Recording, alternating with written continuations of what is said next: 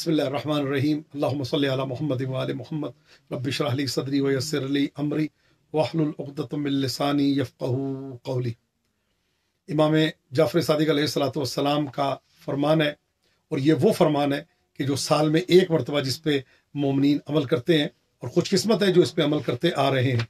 इसलिए कि ये मौला का इतना बड़ा तोहफ़ा है कि मौला फरमाते हैं अगर कोई ये अमल करेगा पूरा साल वो इस बीमारी से दूर रहेगा। एक बीमारी जो जल्दी बीमारी है, खारिश की बीमारी है, लेकिन मौला इमाम सादिक़ अलैहिस्सलातु वस्सलाम फरमाते हैं मन अहब्बा, कि जो इस बात को पसंद करता है कि वो खारिश की बीमारी से महफूज रहे, फलयग़तसिल अव्वल लैलतिन मिन शहर रमज़ान, वो शब अव्वल माह रमज़ान में गुस्ल करे। फ़इन्नहु मन इग़तसल अव्वल लैलतिन, कि जो शब अव्वल माह रमज़ान गुस्ल करे तो उसको खारिश की बीमारी जो है वो नहीं आएगी।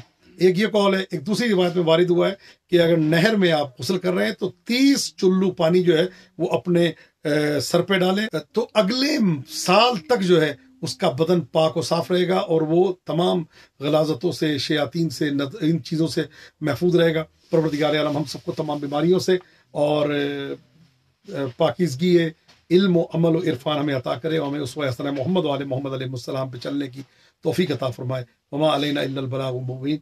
सलामत रहे, परवरदिगार आलम आप सबकी हिफाजत फरमाए। आप सबके लिए इमाम की बारगाह में दुआ, इल्तिमास दुआ फ़ी अमानिल करीम, तोहफ़ा या अली अलैहिस्सलातु वस्सलाम।